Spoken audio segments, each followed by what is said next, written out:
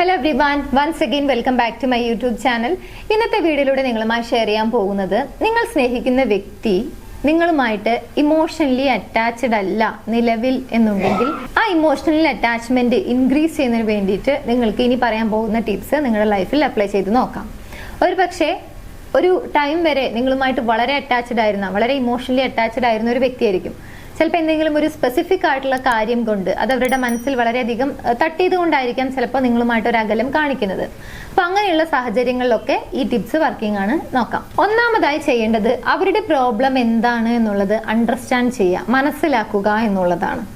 ഒരു പക്ഷേ നിങ്ങളുമായിട്ടുള്ള പ്രശ്നമായിരിക്കാം, ചിലപ്പോൾ നിങ്ങളുമായിട്ടുള്ള പ്രശ്നമായിരിക്കില്ല. ചിലപ്പോൾ അവരുടെ വർക്ക് റിലേറ്റഡ് ആയിട്ടുള്ള എന്തെങ്കിലും സ്ട്രെസ്സോ അല്ലെങ്കിൽ അത് റിലേറ്റഡ് ആയിട്ടുള്ള എന്തെങ്കിലും ഡൗട്ട്ഫുൾ ആയിട്ടുള്ള ഒരു സിറ്റുവേഷനിലോ അല്ലെങ്കിൽ ഒരു കൺഫ്യൂസ്ഡ് ആയിട്ടുള്ള ഒരു സിറ്റുവേഷനിലോ ഒക്കെ ആയിരിക്കാം.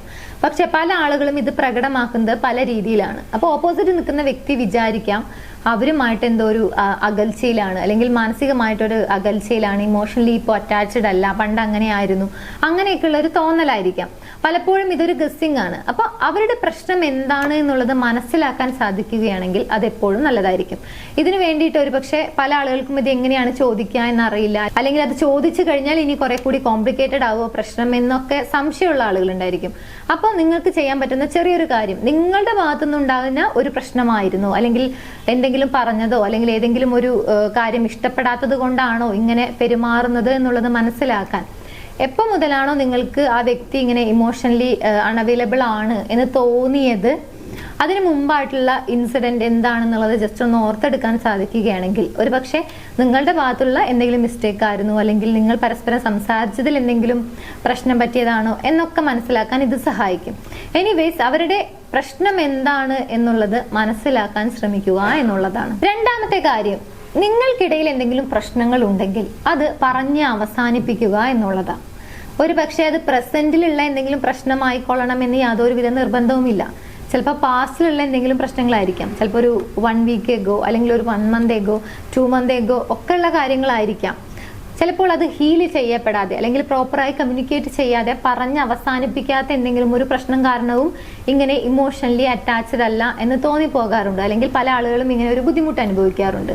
അതുകൊണ്ട് തന്നെ നിങ്ങൾക്കിടയിൽ എന്തെങ്കിലും പ്രശ്നമുണ്ടെന്ന് നിങ്ങൾക്ക് തോന്നുന്നുണ്ടെങ്കിൽ അത് തീർച്ചയായിട്ടും പറഞ്ഞ് അവസാനിപ്പിക്കാൻ ശ്രമിക്കുക. ഇനി മൂന്നാമത്തെ ഒരു കാര്യം, ഒരു പക്ഷെ ഒരു വ്യക്തി നിങ്ങളുമായിട്ട് വളരെ അറ്റാച്ച്ഡ് ആയിരുന്ന അല്ലെങ്കിൽ ഇമോഷണലി അറ്റാച്ച്ഡ് ആയിരുന്ന ഒരു വ്യക്തി ഒരു സമയം മുതൽ നിങ്ങളോട് അകലം കാണിക്കുന്നുണ്ടെങ്കിൽ അതിന് ഒരു റീസൺ ആയി വരുന്നത് അവരുടെ പല ആവശ്യങ്ങളും നിറവേറ്റപ്പെടുന്നില്ല എന്നുള്ള ഒരു തോന്നലായിരിക്കാം.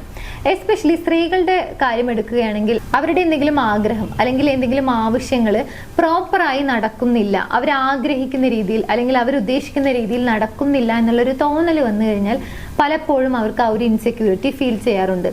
ചിലപ്പോൾ ഇത് കേൾക്കുന്ന സമയത്ത് വളരെ സിമ്പിൾ ആയിട്ട് തോന്നുന്ന കാര്യങ്ങളായിരിക്കാം, പക്ഷെ അവരെ സംബന്ധിച്ചിടത്തോളം ഇത് വളരെ വലിയ കാര്യമായിരിക്കും. ചിലപ്പോൾ കുറച്ചു നേരം ടൈം സ്പെൻഡ് ചെയ്യാൻ കിട്ടാത്തതായിരിക്കാം അവരുടെ പ്രശ്നം, അല്ലെങ്കിൽ ഒന്ന് ഓപ്പൺ ആയിട്ട് കമ്മ്യൂണിക്കേറ്റ് ചെയ്യാനുള്ള ഒരു സന്ദർഭമോ അല്ലെങ്കിൽ അതിന് ടൈം കിട്ടാത്തതായിരിക്കാം, അല്ലെങ്കിൽ നിങ്ങൾ ടൈം കണ്ടെത്താത്തതായിരിക്കാം. ഇതൊക്കെ ആയിരിക്കും പലപ്പോഴും അവരുടെ പ്രശ്നമായിട്ട് വരുന്നത്. അതുകൊണ്ട് തന്നെ എന്താണ് അവരുടെ ആവശ്യം എന്നുള്ളത് മനസ്സിലാക്കാൻ ശ്രമിക്കുക. അത് നിങ്ങളെ കൊണ്ട് പറ്റുന്ന കാര്യങ്ങളാണെങ്കിൽ തീർച്ചയായിട്ടും അത് ഇംപ്ലിമെന്റ് ചെയ്യാൻ, അത് നിറവേറ്റി കൊടുക്കാനും ശ്രമിക്കുക. ഇനി നാലാമത്തെ കാര്യം, ഈ പറഞ്ഞ 3 കാര്യങ്ങളും, ഞാൻ ആദ്യം പറഞ്ഞ 3 കാര്യങ്ങളും നിങ്ങൾക്ക് അവരുമായിട്ട് സംസാരിച്ചോ അല്ലെങ്കിൽ സംസാരിക്കാതെയോ ചെയ്യാൻ പറ്റുന്ന കാര്യങ്ങളാണ്. ഒരു പക്ഷേ അവരുടെ ചെറിയ ചെറിയ കാര്യങ്ങളൊക്കെ ഒന്ന് അനലൈസ് ചെയ്ത് കഴിഞ്ഞാൽ, അവർ സംസാരിക്കുന്ന രീതി അല്ലെങ്കിൽ മുമ്പ് നടന്നിട്ടുള്ള കാര്യങ്ങളൊക്കെ ഒന്ന് ജസ്റ്റ് ഓർത്തെടുക്കാൻ സാധിക്കുകയാണെങ്കിൽ, അല്ലെങ്കിൽ അവരുടെ പ്രവൃത്തികളൊക്കെ ഒന്ന് നിരീക്ഷിച്ചു കഴിഞ്ഞാലൊക്കെ ഞാൻ നേരത്തെ പറഞ്ഞ 3 കാര്യങ്ങളും നമുക്ക് മനസ്സിലാക്കാനും അതിനനുസരിച്ച് കാര്യങ്ങൾ ചെയ്യാനും പറ്റും.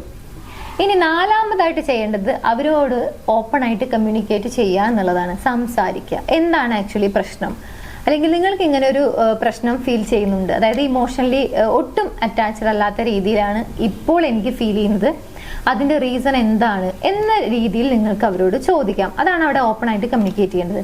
പക്ഷെ പലപ്പോഴും ഇമോഷണലി അറ്റാച്ച്ഡ് അല്ല, ഇപ്പോൾ ഒരു മാറ്റം വന്നിട്ടുണ്ട് എന്ന് തോന്നിക്കഴിഞ്ഞാൽ പല ആളുകളും ചെയ്യുന്ന ഒരു കാര്യം അവരോട് ഷൗട്ട് ചെയ്തുകൊണ്ട് സംസാരിക്കുക എന്നുള്ളതാണ്. അല്ലെങ്കിൽ വളരെ വയലന്റ് ആയിട്ട് എന്താ ഇപ്പൊ ഇങ്ങനെ ഒരു മാറ്റം എന്നുള്ള രീതിയിലൊക്കെ ഒരു ചൂടായി സംസാരിക്കുന്ന രീതിയിൽ, അല്ലെങ്കിൽ വളരെ ഒരു അറ്റാക്കിംഗ് രീതിയിലാണ് പലപ്പോഴും കമ്മ്യൂണിക്കേറ്റ് ചെയ്യുന്നത്.